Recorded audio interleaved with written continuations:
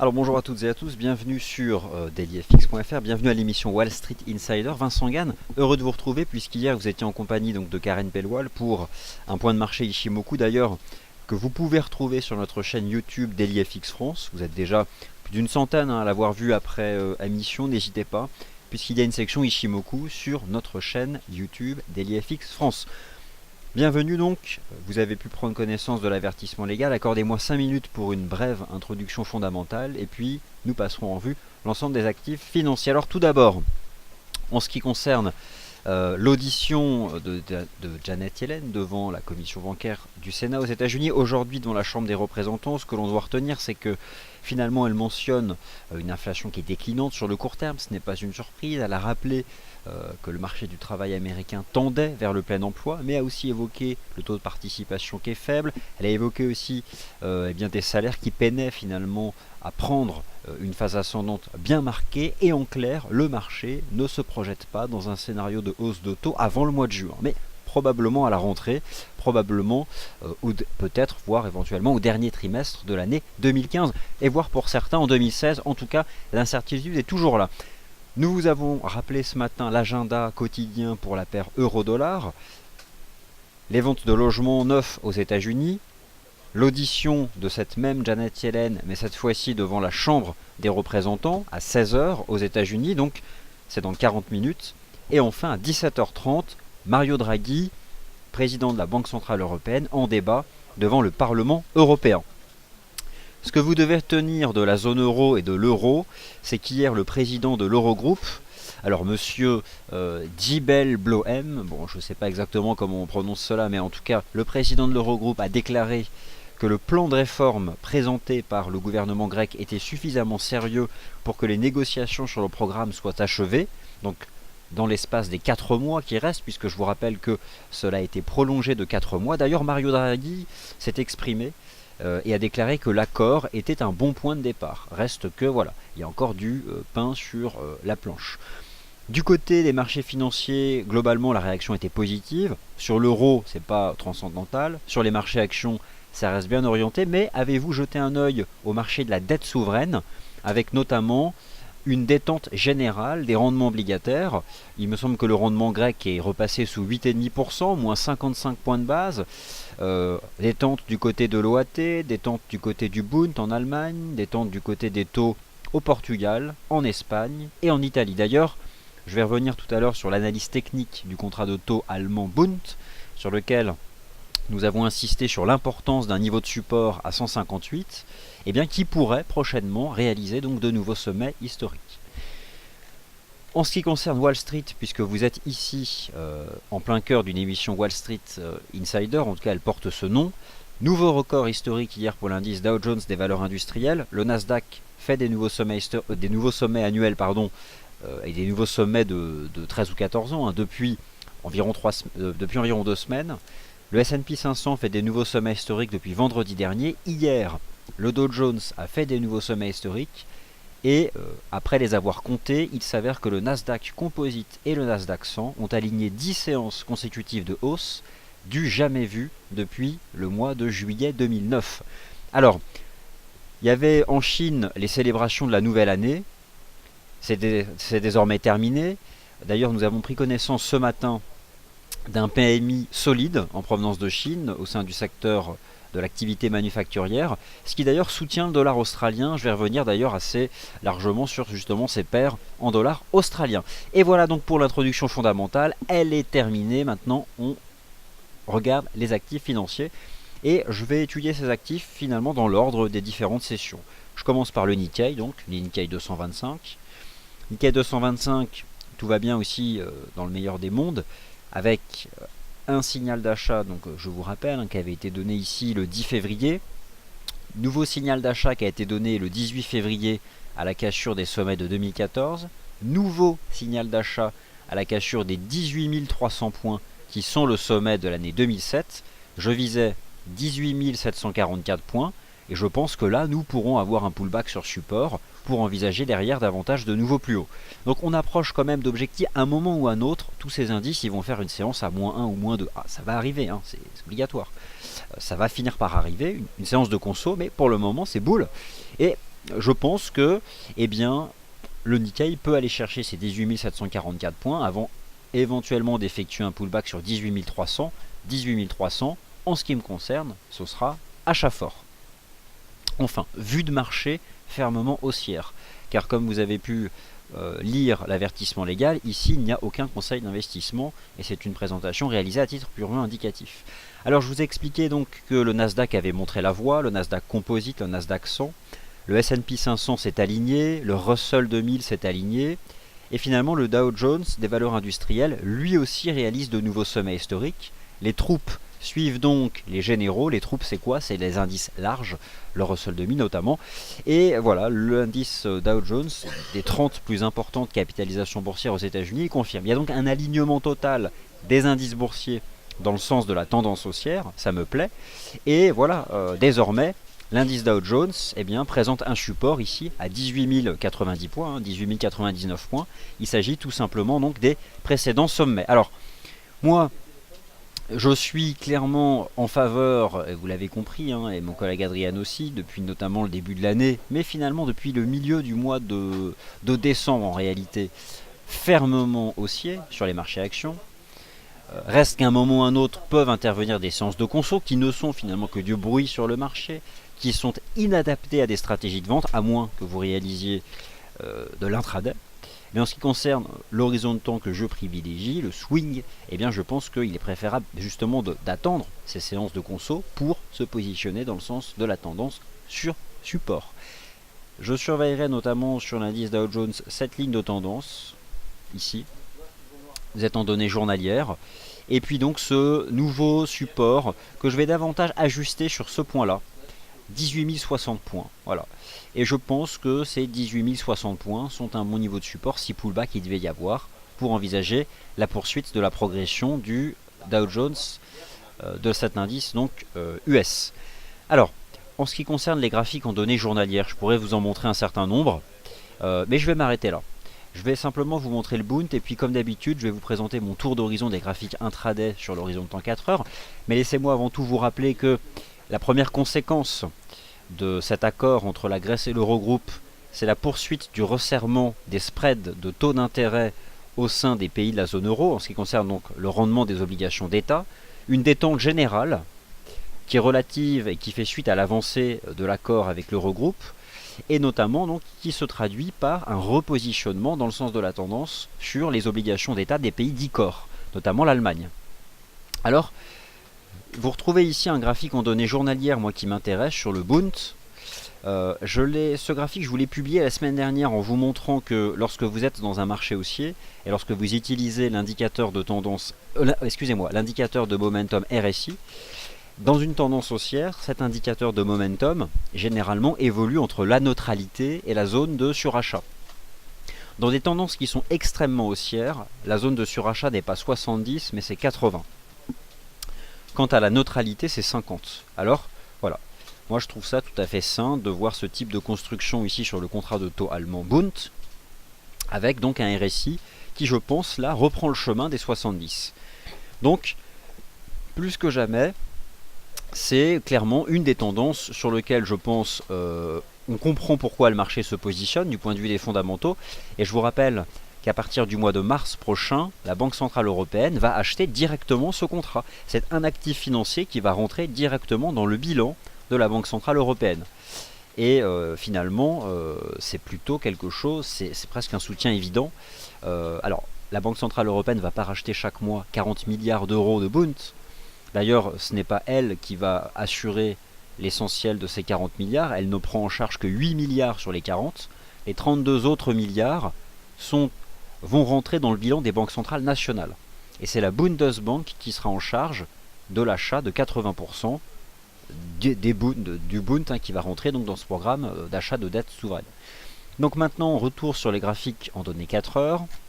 Je vous remontre ici ce graphique que je vous présente en fait tous les jours sur le Bund, avec donc cette ligne de tendance haussière qui m'intéressait. Ce qui a plutôt été sympathique, c'est que les cours ont dérivé latéralement et sont restés dans un range dont j'ai situé la partie basse entre 157,80 et 158,17. Alors, On a rebondi hier, pile poil, c'était vraiment propre sur le support majeur. Enfin hier, pardonnez-moi, la fin de semaine dernière. Et maintenant, attention, on teste justement la ligne de tendance, la partie haute de ce range qui prend la forme chartiste bien connue du triangle rectangle. Donc, en clair, je pense que le Bund est sous un point d'accélération. Peut-il à nouveau revenir tester les 158,17? C'est là où la prévision boursière a ses limites. C'est un scénario possible, mais ce serait parfait justement pour se repositionner sur ce support majeur. Mais je pense que désormais, il ne faut pas exclure de voir ce marché cette fois-ci accélérer et rejoindre les prochaines extensions de Fibonacci que je vous présente ici donc, et qui se trouvent à 159,56, 159,97, 160,48 et d'ici la fin du mois de mars, je vise 161,30. Voilà, donc 161,30 sur ce contrat de taux long. Voilà donc pour le marché obligataire. Voilà, j'alterne tous les jours, donc là j'ai commencé par ce contrat. Maintenant laissez-moi envisager la situation des indices boursiers et ensuite nous étudierons les paires majeures et puis d'autres actifs, les métaux précieux notamment, etc., etc. Donc les indices boursiers, vous avez bien compris que c'était fermement haussier, sauf qu'arrivera un moment un retour sur support plus massif, plus conséquent. Pour le moment, lorsque j'étudie à nouveau mon graphique du CAC 40 ici en données 4 heures, pour l'instant j'ai pas de signal en fait, j'ai pas de signaux particuliers. Donc je retrouve ici mes extensions comme d'habitude.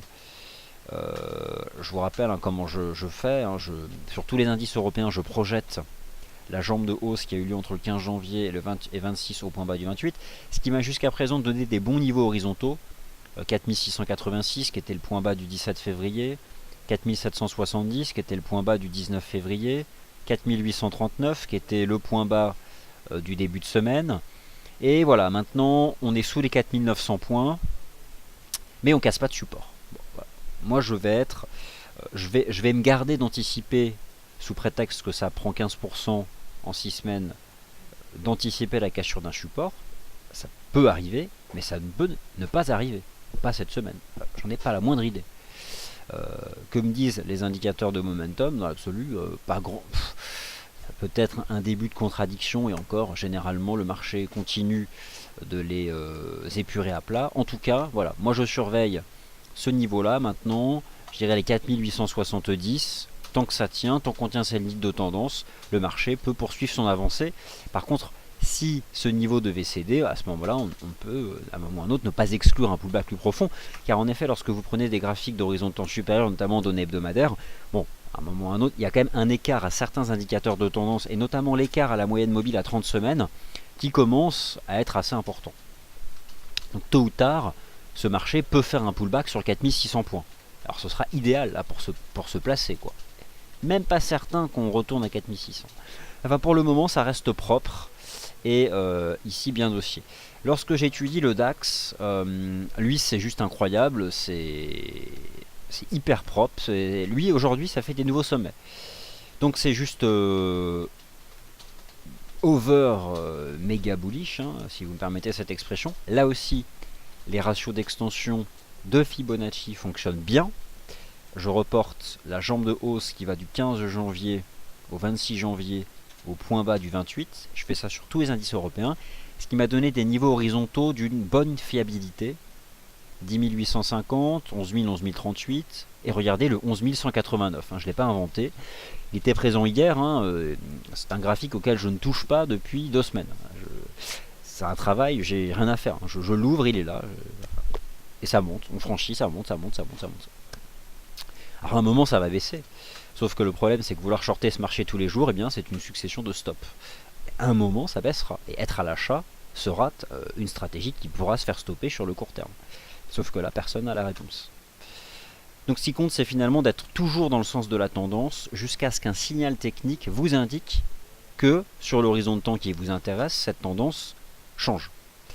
Pour le moment, le DAX trouve un nouveau support, je dirais, sur les 11 160, 11 189. Regardez la volatilité d'aujourd'hui. Regardez, c'est tout pis. Enfin, il y a une volatilité de 30 points sur le DAX. Il n'y a rien. Il n'y a aucune vol. La volatilité implicite, elle tend vers ses plus bas. Hier, la volatilité implicite de l'Eurostoxx 50 a perdu presque 10%.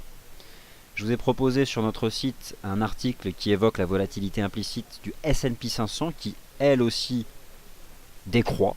Bref, le marché est serein. Le marché action est zen, serein, et ça paye tous les jours. Gros, c'est ça. En tout cas, dès lors qu'un niveau de support se présente. Mais le jour où la cassure d'un support va intervenir, on fera des pullbacks plus intéressants, d'une plus grande amplitude, et c'est à ce moment-là que des graphiques d'horizon de temps supérieur, et notamment les graphiques en données hebdomadaires, pourront s'avérer utiles. Voilà donc ce que je pouvais vous proposer sur le CAC et le DAX. En ce qui concerne le Dow Jones, je vous rappelle donc que depuis hier, ce marché réalise des nouveaux sommets historiques. Le Dow Jones a dépassé les 18 093 points. J'ai le sentiment que depuis 24 heures, 48 heures peut-être, les indices US peut-être se mettent un peu à surperformer. Enfin voilà, ils retrouvent un bon comportement relatif pour tout un tas de raisons qui sont propres à l'économie US. La saison des résultats elle est terminée, presque terminée. Bon bah, ils sont solides, les entreprises US, elles ont donné des résultats, globalement elles ont battu le consensus dans leur grande majorité au 4e trimestre. Et puis voilà, en tout cas, c'était quelque chose qui me manquait. J'avais vu que le Nasdaq était fort, que le S&P 500 était fort, que le Russell 2000 était fort, et j'avais des doutes parce que le Dow Jones, lui, ne parvenait pas à casser ses sommets historiques. Bon bah c'est fait, c'est fait. Donc désormais c'est un niveau de support ici sur le Dow Jones, donc cette zone des 18 050 points, 18 090 points. Alors justement, où se situe d'ailleurs le Nasdaq 100 à présent? Alors c'est pas ce graphique que j'utilise, c'est celui-ci. Alors le Nasdaq 100, attention, va probablement consolider. Regardez, il y avait une ligne de tendance haussière qui était en place depuis le 2 février. Je vous rappelle qu'on vous invite à vous positionner sur ce marché depuis le 16 janvier et le 11 février, double analyse sur notre site pour le signal d'achat en cassure des 4275. Bon, là on a quand même gagné depuis plus de 5%. Une ligne de tendance est en train d'être brisée, donc la tendance va changer. Le Nasdaq 100 peut rentrer dans une phase de consolidation. J'ai d'autre part un signal sur l'indicateur technique RSI en données 4 heures. Donc, prenez des bénéfices, le Nasdaq 100 va consolider, mais c'est parfait, car le Nasdaq 100 va consolider, puis il va revenir sur support. Il va revenir sur support, et ce sera à ce moment-là idéal pour se placer. Donc, c'est un marché extrêmement fort, le Nasdaq. Qu'est-ce que cela signifie? Si la tendance haussière est forte, ne vous attendez pas à une consolidation d'amplitude. C'est un marché qui est même tellement fort qu'il pourrait se contenter de faire un range au-dessus du tout premier support, un range permettant l'épuration du momentum, le dégonflement des indicateurs de momentum. J'utilise souvent ces termes, parfois on me demande mais qu'est-ce que ça veut dire? Ça veut dire de voir l'indicateur de momentum tendre vers s'éloigner de la zone de surachat, tout en voyant les prix dériver latéralement. Ce qui serait finalement pas réellement surprenant vu la force de ce marché. Dans tous les cas, il y a plusieurs façons d'étudier et de se demander quel pourrait être le bon point d'entrée sur le Nasdaq 100 en cas de consolidation. Je pense que 4350, c'est un peu trop profond. D'accord? C'est un peu trop profond. J'aurais tendance à vouloir d'une part utiliser donc des ratios de retracement de Fibonacci et prendre le tout premier. Voir où est-ce qu'il se situe. 4370. Donc, moi je vais surveiller trois supports. 4340 pour le scénario le plus bullish, 4430 qui verrait le marché faire un flat. Et je pense que le socle qui ne sera pas enfoncé, c'est cet intervalle-là, compris entre 4360 et 4390. Et ça, je pense que ça peut tenir. En tout cas, surveillez le RSI H4 du Nasdaq 100, laissez-le se dégonfler, s'approcher de la zone des 30, et à ce moment-là, jetez un œil au positionnement des prix.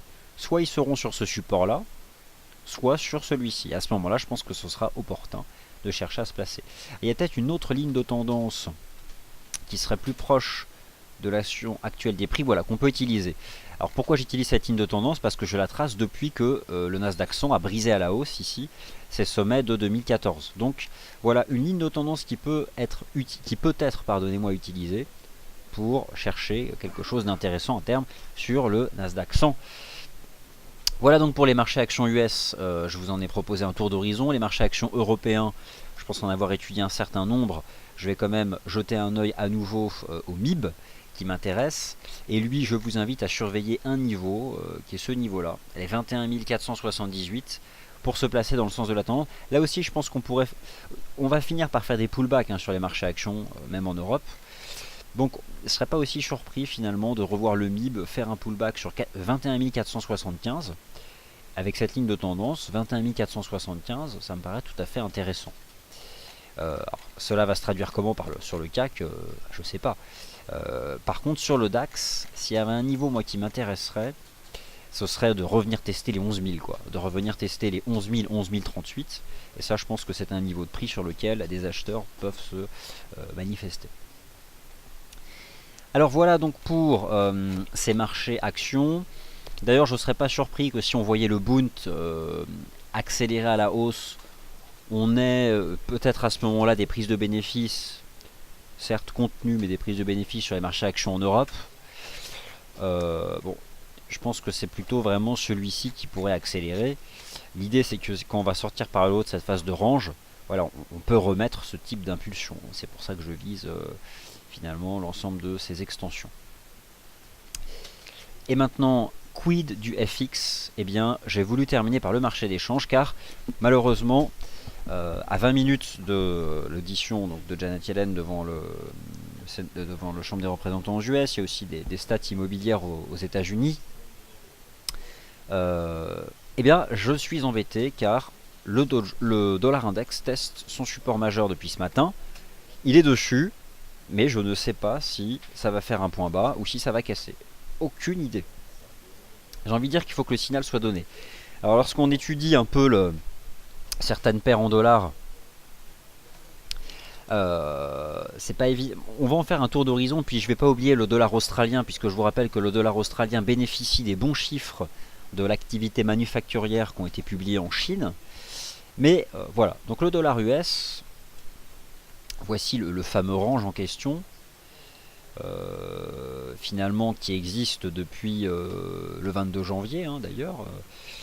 Et je termine par le FX parce que c'est finalement là où je trouve que c'est plus incertain. Voilà, on est dans ce range. S'agit-il d'une phase de distribution? Alors est-ce que ça va être une phase de sommet ou est-ce qu'on fait un range pour un jour en sortir par le haut? C'est difficile à dire. C'est difficile à dire. Mais voilà, pour le moment, voilà l'énorme support. Mais on ne peut pas dire qu'il y ait pour l'instant un emballement long sur ce marché. Voilà, on est sur ce niveau. Moi j'ai besoin d'un signal de trading. Alors au moins voir une résistance franchir, au moins refranchir les 11 770 pour envisager de revenir chercher le haut du range. Bon, par contre briser ce niveau, ce serait quelque chose de très négatif pour la suite des événements ici sur le dollar US. Alors justement, l'eurodoll, là aussi ça devient quand même sacrément ennuyeux. L'euro reçoit le soutien, vous l'avez compris, de l'acceptation par l'Eurogroupe du plan de réforme présenté par Athènes. Mais en même temps, c'est pas transcendantal. Quant à l'USD, il a été sous pression là, hier, mais il n'a pas cassé de support. Et l'eurodoll, il est dans son range, 1,1260, 1,15, et il se balade de part et d'autre de la MM20. Donc, bah écoutez, c'est franchement pas très attractif. Moi, j'ai un peu du mal à envisager la suite des événements. Par contre, USD CAD. Alors l'USD CAD hier, intéressant parce que on avait eu une tentative ici, mais cela rappelle l'importance des horizons de temps supérieurs. Parce que regardez l'USD CAD en daily, il n'y a eu aucun signal d'achat. Pas de cassure D1. Donc hier, en clôture journalière, on a réintégré la figure. Donc, ce qui fait qu'on retourne chercher le support majeur ici sur l'USD CAD. Donc j'aurais toujours tendance à dire que sur l'USD CAD, on peut exploiter, jusqu'à preuve du contraire, le support à 1,2375. Mais bon, enfin aussi si, ouais, non, franchement... Je trouve ça toujours intéressant. Euh, dans un scénario qui verrait le dollar US tenir son support majeur, l'USD CAD, vous avez un support intéressant. Et c'est pareil sur l'USD Yen. Dans un scénario où vous verriez le... Je vais vous montrer un graphique D1.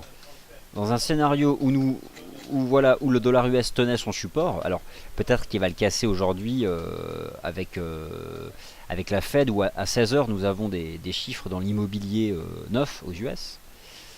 Je vais vous montrer un chart D1, enfin journalier de l'USD Yen. Accordez-moi un instant. Ensuite, vous inquiétez pas, on va regarder toutes les paires en AUD. Je vois qu'il y a pas mal de questions. L'AUD, donc qui bénéficie de la Chine. Il y avait des célébrations en Chine, donc ça a réouvert. Et c'est pour ça qu'il y a eu, je pense, un repositionnement assez violent sur le dollar australien. Alors, d'ailleurs, au passage, vous notez que sur mon graphique de l'USD Yen, vous avez ici l'indicateur de volume directionnel. Je vous rappelle que vous avez sur la plateforme désormais ici les 5 indicateurs de volume, basés sur le volume d'échange réel de tous nos clients à travers le monde.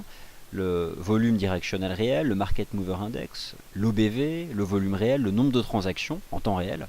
5 indicateurs de volume qu'avec mon collègue Dany Mawas, nous allons vous présenter demain, ici même à 18 h.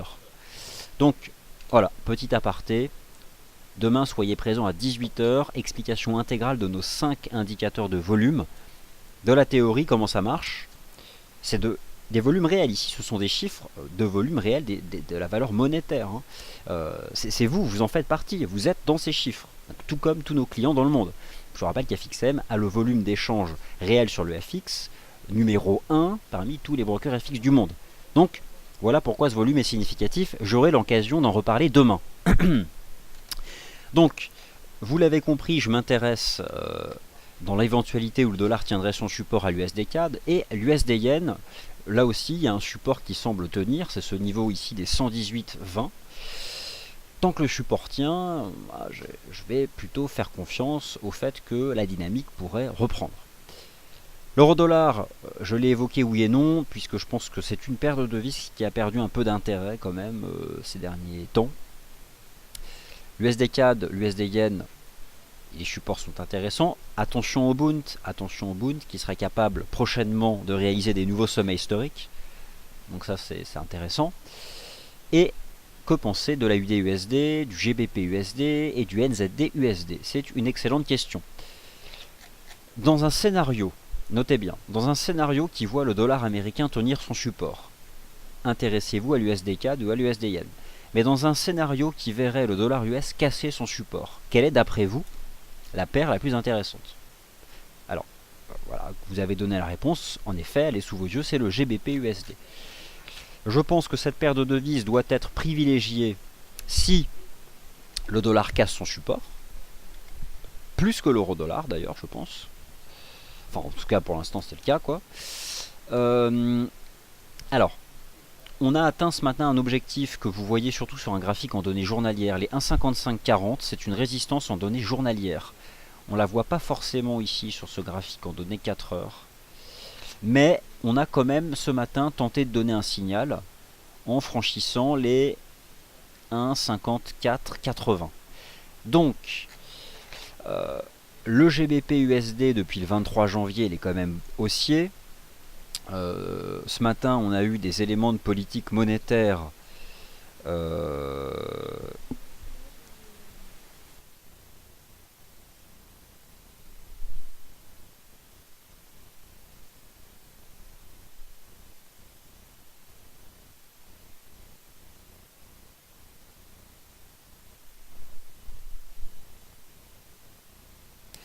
pardonnez-moi, j'ai eu un petit souci de son avec le casque, mais voilà, je pense que tout a dû rentrer dans l'ordre. Donc, voilà, ce que j'expliquais, c'est que dans un scénario qui verrait le dollar US tenir son support, casser son support, voilà, c'est celle-ci qui m'intéresse, le GBP USD. Alors, est-ce qu'on a donné un signal ce matin convaincant en franchissant les 1,5480 ? Je vais vous montrer ici un graphique en données journalières. Voilà, j'ai envie d'y croire. Franchement, j'ai encore envie de voir du potentiel haussier sur le GBP USD. J'ai toujours ce sentiment que ce marché peut aller chercher un 57. C'est pas très directionnel, mais ça monte. Donc, aujourd'hui, on casse, tant qu'on tient cette ligne de tendance, c'est un 54,80, pourquoi pas. Ouais, pourquoi pas. Et ça va jouer du côté de l'USD, maintenant on est tous en attente. Les nouvelles du côté de l'euro, on les connaît, on a compris, l'Eurogroupe, etc. Les nouvelles du côté du GBP, on l'a compris aussi. Tout se joue du côté de l'USD maintenant, c'est lui qui va tout décider. Et voilà, je vous ai expliqué donc où est-ce qu'il en était.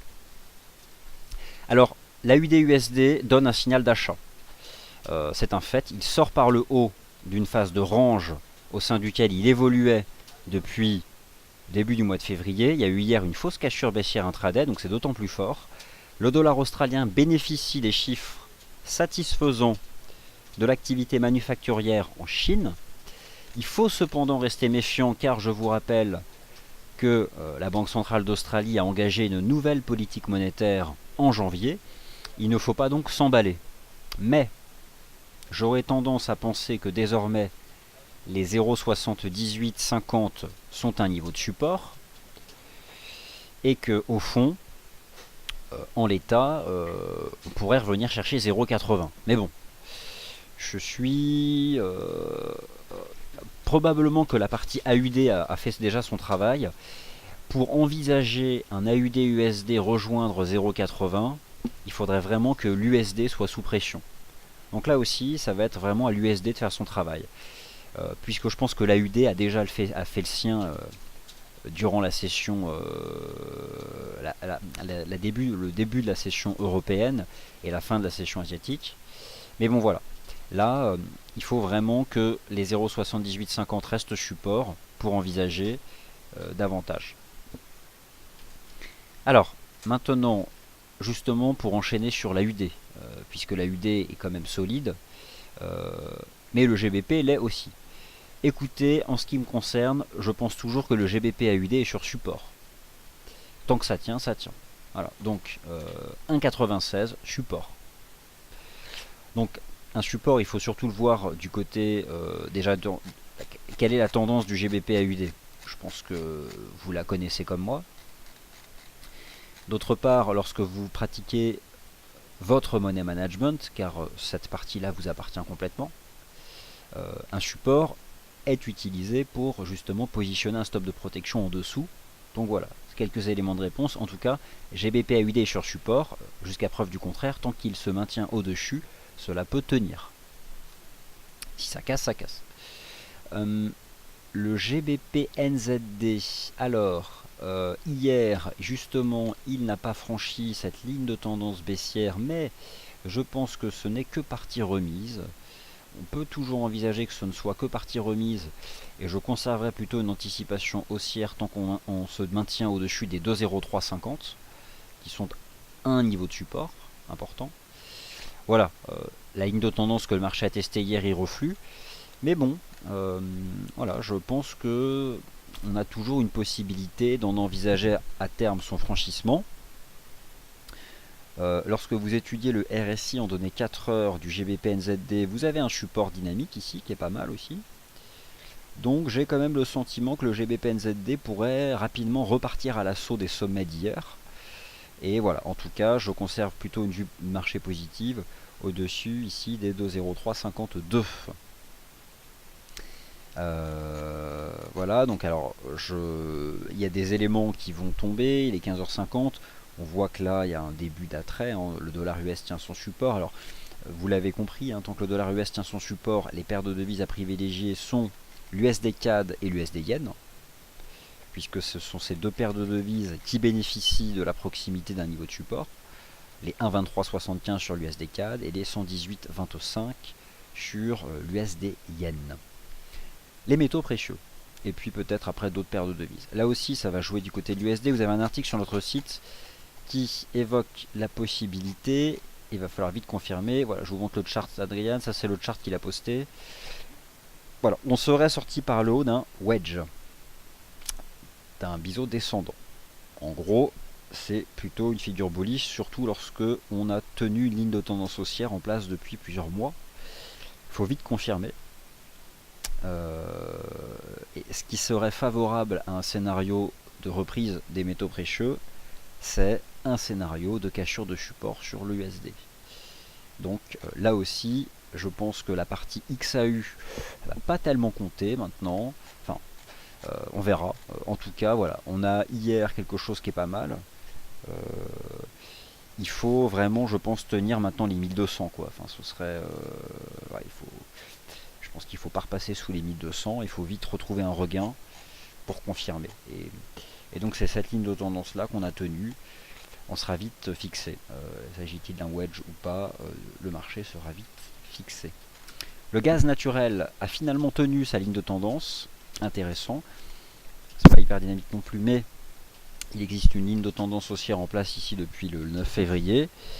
Bon, c'est pas non plus très dynamique. D'ailleurs, il y a les stocks aujourd'hui, je crois. Voilà, c'est ça.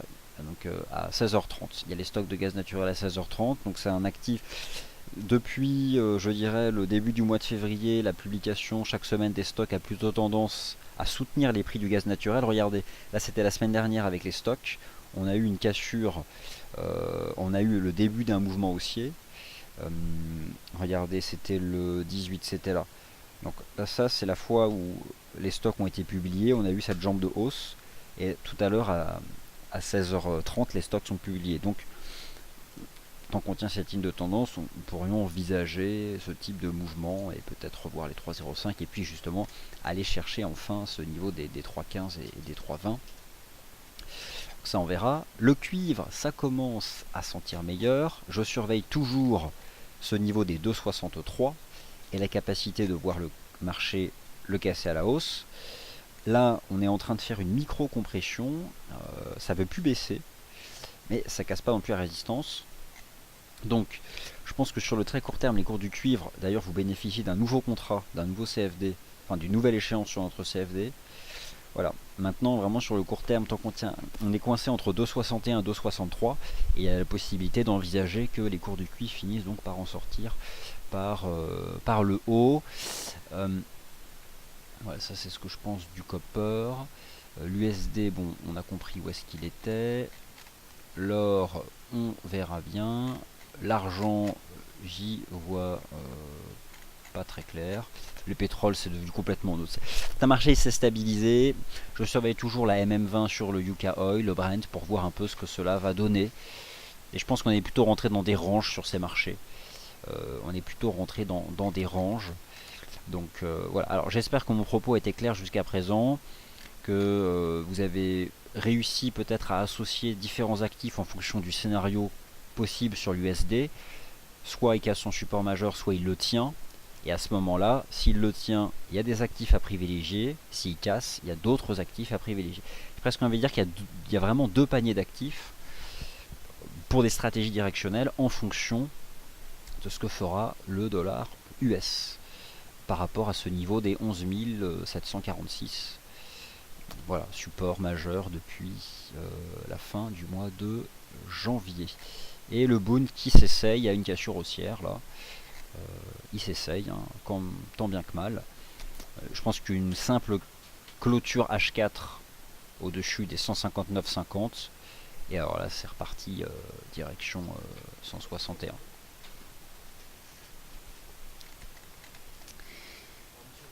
Alors, questions-réponses, chers auditeurs, et puis les chiffres à 16h dans 4 minutes. Et bien sûr, l'audition de Janet Yellen devant la commission financière de la Chambre des représentants aux États-Unis, l'équivalent de notre Assemblée nationale. Alors, bonjour à toutes et à tous. Bonjour Crani, salut Crani. Voilà, impeccable. Alors, vous êtes nombreux. Première question de Marco. Je prends dans l'ordre vos questions. Et en fonction des actifs que vous évoquez. GBP AUD. C'est parti. Alors, GBP AUD, voilà, mon propos, je l'ai tenu tout à l'heure. Tant qu'on tient le support, je reste dans le sens de la tendance. Moi, je suis un analyste de tendance. Et je cherche à m'inscrire dans la tendance. C'est, je pense, la base. Voilà. Donc, tant qu'on tient le support majeur, je privilégie la relance de la tendance haussière. Voilà. Et je l'abandonnerai si jamais ça casse, et à ce moment-là, il faudra que je bascule sur un horizon de temps supérieur. Mais là, je vous rappelle que j'utilise moi des charts en données intraday. Mais si je passe, par exemple, sur un horizon de temps supérieur, voilà, il y a la possibilité qu'un jour on fasse un pullback à 1,93. Bon, mais pour le moment, là, on voit que l'indicateur décroît, se dégonfle, mais on temporise à plat, ce qui est plutôt un signal de force pour le moment. Donc voilà, tant qu'on tient à 96, en tout cas, c'est un bon niveau en dessous duquel mettre un stop. Pour une stratégie positive, on met le stop à 1,9580, petite exposition. Éventuellement, on renforce si on franchit un 97,50. Et voilà, hein. C'est ce que permet de faire l'analyse technique, qui n'est pas une science exacte. Bonjour Crani. Le Bund, fin de contrat la semaine prochaine. Merci donc Crani de nous rappeler en nous donnant... Alors Crani nous donne le lien vers ce document très important que j'ai posté, qui est le guide des produits de FXCM, avec notamment les échéances sur nos différents contrats. Et lorsque vous étudiez justement la fin du la dernière partie sur le Bund, eh bien on vous donne un certain nombre d'informations. Et donc la semaine prochaine, en effet, alors il y a une section qui sera quand même beaucoup plus pratique, qui se trouve ici. Expiration, voilà, c'est une section du forum, Crani, tu la connais aussi je pense, qui est pas mal, où on vous récapitule, toujours à jour d'ailleurs, modification des heures de expiration, autant pour moi. C'est Adrian, mon collègue Adrian qui s'occupe de ces sections. Les voici. Le Bund. Donc, expiration FXECM. Nous sommes donc prochaine expiration pour FXECM. Eh bien, ce sera le 5. Alors attendez, le 5 mars 2015. 5 mars 2015, donc en effet, c'est la semaine prochaine. Donc il y a encore une fenêtre temporelle d'une semaine sur le Bund, avant que vos positions soient clôturées automatiquement. Moi je ne serais pas surpris qu'on fasse une cassure haussière avant l'échéance.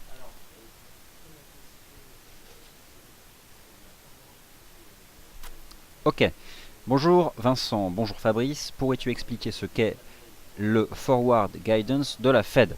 Alors bon, c'est pas compliqué, mais concrètement, c'est quoi le principe? Une banque centrale, elle a des objectifs macroéconomiques. Je dis des bêtises. Un taux de croissance économique du PIB de 3% par an, un taux d'inflation de 2% par an, un taux de change qui se maintient à tel niveau, une croissance des salaires qui suit tel rythme, tel rythme. Le forward guidance d'une banque centrale, ce sont ses objectifs économiques vers lesquels elle tend, et elle cherche à atteindre ses objectifs en ajustant sa politique monétaire. Concrètement, c'est ça. Ce sont des objectifs qu'elle vise. Comme le gouvernement français peut avoir un forward guidance. Le gouvernement français vise 1% de croissance du PIB en France en 2015. Et il va utiliser, lui, non pas la politique monétaire, mais la politique budgétaire. Nos impôts, vos impôts. Voilà. Et les dépenses, bien sûr.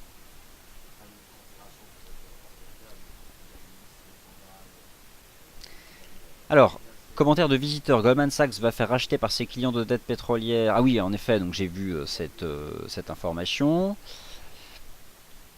Alors,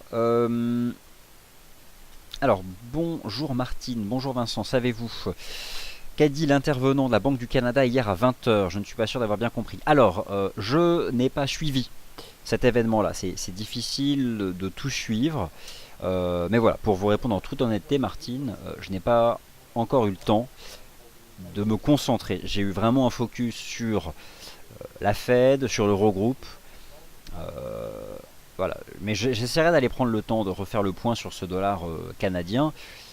Pour le moment, bon voilà, lorsque j'étudie l'USD CAD, j'ai toujours moi ce fameux support majeur qui passe sur les 23,75. Mais voilà, je n'ai pas la réponse. Alors Visiteur nous rappelle un aspect de l'analyse technique qui est tout à fait la réalité, c'est quand tout le monde pense que ça ne peut que monter, que ça baisse, tout à fait. C'est l'approche contrarienne des marchés financiers, c'est d'ailleurs les données de notre SSI, le Speculative Sentiment Index. Généralement, lorsque vous êtes 90% à l'achat sur un actif, ça baisse. Et lorsque vous êtes 90% vendeur sur un actif, ça monte. Pourquoi? Théorie des réservoirs. Lorsqu'un réservoir d'acheteurs est rempli, il est à ras-bord. Imaginez un bidon d'eau. Lorsque le bidon d'eau est à ras-bord, imaginez que ce soit le positionnement des acheteurs. Lorsque vous le remplissez davantage, que peut-il faire? À ras-bord, il ne peut que se vider. D'où l'inversion de tendance. Et d'où en effet cet adage visiteur, c'est quand tout le monde pense que ça peut monter, que ça baisse. Sauf que la question que je dois vous poser, visiteur, pensez-vous que la majorité des intervenants sont acheteurs des indices boursiers par exemple? Eh bien moi je pense qu'il y a encore beaucoup de positions vendeuses. Avez-vous consulté par exemple les données de positionnement de nos clients sur le S&P 500? Jetez un œil, vous allez voir. La grande majorité des traders particuliers sont à contre-tendance des tendances dominantes. Tout comme la baisse de l'euro-dollar a été régulièrement achetée par la majorité des investisseurs. Entre 1,35 et 1,20, il y avait en moyenne 70% d'acheteurs d'euro-dollar. Et ça n'arrêtait pas de baisser parce que tout le monde se faisait stopper, tout simplement. Ça, c'est l'approche contrarienne des marchés financiers. Alors, GBP-AUD, nouvelle question donc sur le GBP-AUD. Ne peut-il pas s'agir d'un triple top? Alors, honnêtement, j'admets que je vais me rendre pour vous répondre. Je vois que c'est une paire de devises qui vous intéresse et vous avez raison, parce qu'elle est assez à l'œuvre du mouvement. Ça change un peu de l'eurodoll. Je vais essayer de basculer sur un horizon de temps supérieur sur le GBP-AUD justement pour bien vous répondre. Alors, un instant, voilà, hop. Alors, GBP-AUD, on a en effet un momentum qui se dégonfle, d'accord? Sauf que à l'époque, regardez, quand dans des phases de dégonflement de momentum, on avait des phases légèrement baissières. Qu'est-ce qui s'est passé à chaque fois? On a retracé 50% ici. On a retracé 61,8 ici. Sauf que là, la différence, c'est que depuis, le GBP-AUD, il a cassé les sommets de 2013 et il évolue sur des plus hauts de 6 ans. La dynamique haussière s'est accélérée. D'autre part, je vous rappelle que le côté AUD, il y a eu une nouvelle politique monétaire de la Banque centrale d'Australie. Donc je ne pense pas qu'on va retracer 50% de cette jambe. Quand bien même cela se passerait, regardez, vous avez ici un support qui se confond avec le 50%, les 1,92. Les 1,92, le 50% de retracement et ce niveau-là horizontal, c'est le niveau d'achat parfait. Sauf que je pense que le marché a peu de probabilité d'aller chercher en fait. Et pour le moment, eh bien, le marché se contente de construire une dérive latérale. Alors, tant qu'on tient le support, on le tient. Si ça devait changer, eh bien, à ce moment-là, je vais m'attacher à étudier des graphiques d'horizon de temps supérieur. Bonjour, Pitoun. L'USD Yen peut-il aller à 125? Alors, l'USD Yen, mon propos est de dire que tant que ce marché tient les 118,20, qui est un niveau de support daily que je vous ai montré, il y a la possibilité. Je pense que on n'aura pas forcément une impulsion haussière très directionnelle, mais ça va être conditionné pour beaucoup à la capacité du dollar US à préserver son support. Mais 125, pour ça, il faudra réaliser une cassure haussière des sommets de 2014. Ce qu'a fait le Nikkei, ce qu'a pas fait l'USD Yen, il y a une décorrélation. Mais je pense que cela peut avoir lieu cette année, oui. En tout cas, sur le court terme, je vous invite à vous intéresser au 118,20. En plus, c'est renforcé par cette ligne de tendance haussière là, pour envisager donc un positionnement dans le sens de la tendance. Et le GBP Yen aussi reste globalement bien haussier. Alors, nos amis les statistiques sont tombés.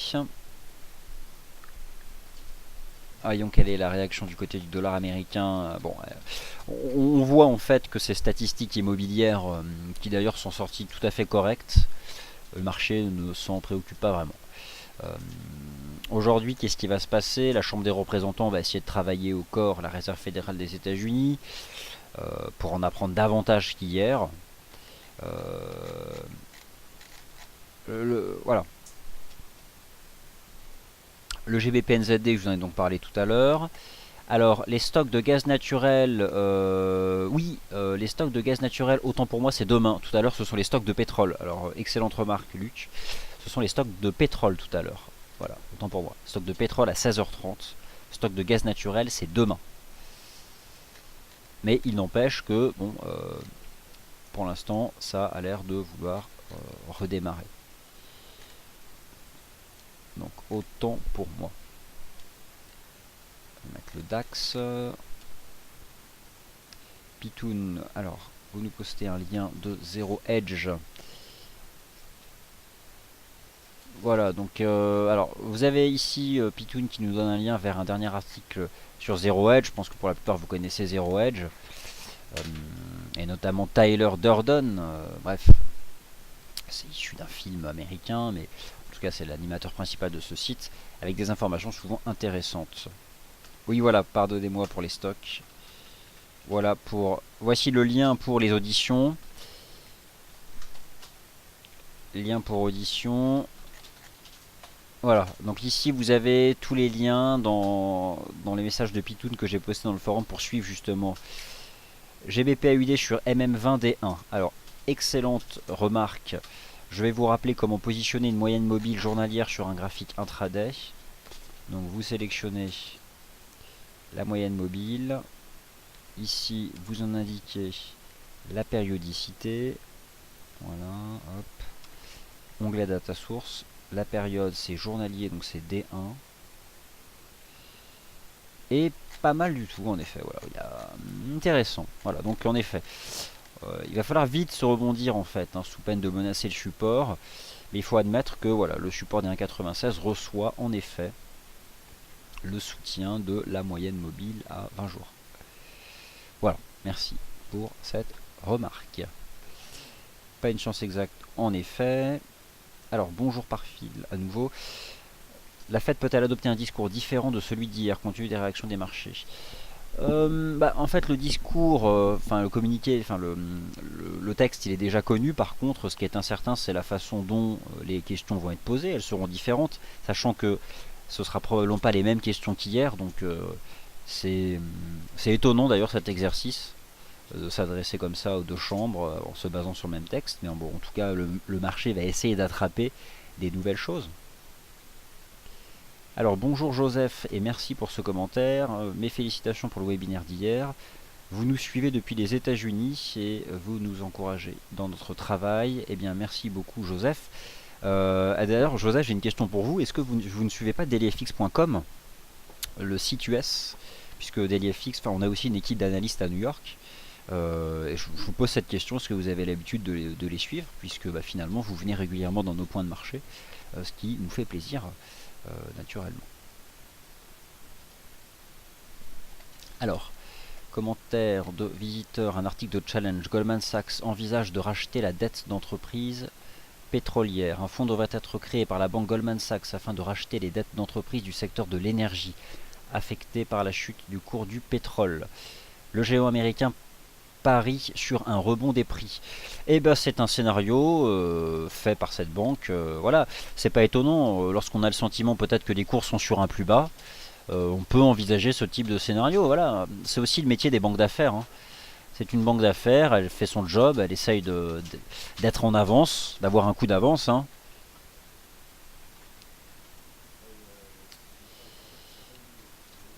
Alors, visiteur, les données de notre SSI. Alors, je dois admettre que ça fait longtemps que le SSI, il faut être client FXM hein, pour accéder au SSI. Lorsque vous êtes sur notre site, vous avez ici, sur notre site, la section DailyFX+, et vous avez ici le Speculative Sentiment Index, qui est le positionnement de vous, de nos clients dans le monde, sur les actifs. Il faut être client pour accéder au SSI, mais une fois par semaine, je vais vous le publier à nouveau en gratuit. Et Lulu18 me dit aussi visiter régulièrement le site US et le trouver très bien. Voilà, et l'once d'or aurait donc retracé 38,2, cette jambe de hausse d'hier. Tant que l'once d'or il tient les 1200, je pense que ça peut repartir à la hausse en effet. Voilà, bah écoutez, merci d'avoir participé à cette session. Il y a eu vraiment des échanges de qualité, ça fait plaisir. J'espère que ces émissions vous plaisent toujours autant. Nous comptons sur vous pour nous aider justement à porter nos émissions. Et puis donc à demain sur dailyfx.fr en salle de trading. Merci beaucoup.